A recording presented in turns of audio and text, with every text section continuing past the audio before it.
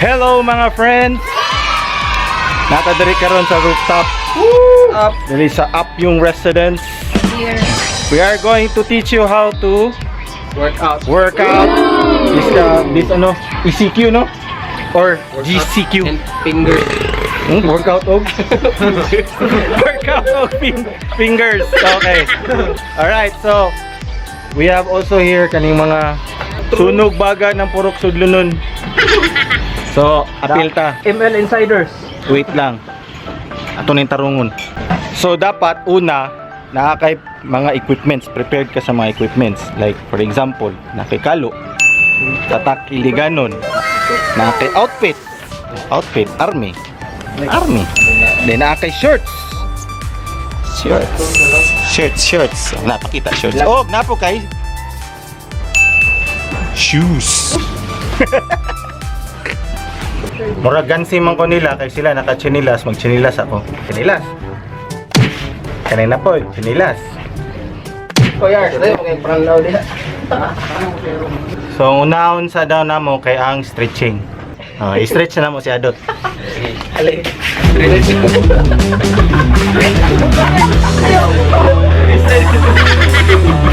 Okay guys, muna siya ang stretching number 1. Una ni mo i-stretch ang imong naong. Ulo. Stretching kang magpungko ka. Pungko. Ana. Nana lang na yung mga ulo na yan. Madina ang katuyok. Madina ang kalibutan magtuyok 24 oras ug 365 days. Sa sunod. Sarap mo stretch. Nan ka. Kasi tawag ka na. Ano isa? Moto ka concert. Concert stretching. Concert stretching. Dapat alternate ha. 1, 2, 3, go. 我们一起睡猫觉，一起喵喵喵喵喵，在你面前撒个娇，还有喵喵喵喵喵。 Diba? Gipamaulan, ibang paa.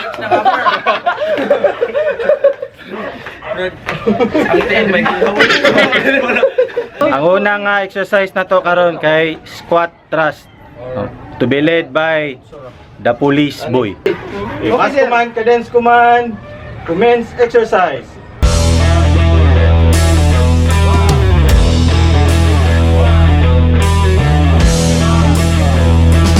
Diyangat ako. Moto ang squat thrust na exercise. 3 counts siya, 3 counts. Ang pangkadawa ng workout guys, mag-push up ta. Push up. So, nani na siya guys.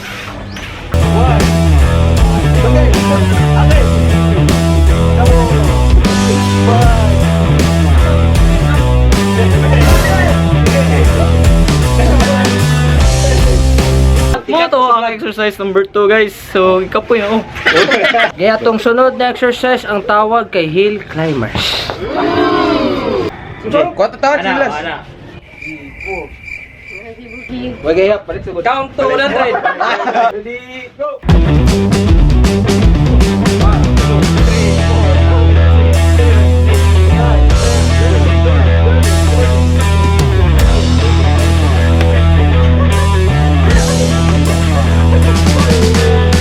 Tong third na exercise na mo ang hill climber. Pang doktor ato siya guys. Way makabuhat ato kung di doktor. Muna siya ang tawag nga hip press exercise. Workout number 4. Nang tawag lang. Kung mayroon kayo makabuhat ani bay, bahala pinakamayo ang workout. Mura kag kuan mo na siya. Leg. 1, 2, 3, go. 1, 2. Naon man ang nag-exercise mo. Dili ba na imong hip? Imong naon mo nag-exercise. Moto among fourth exercise. So ang kalima nga exercise karon kay gitawag na mo Russian dance. So dapat magtiniil po kaani para ma-perform nimo perfectly. Same nga pong position nga nana. Stretching. Tapos ang button una stretch. And then balik.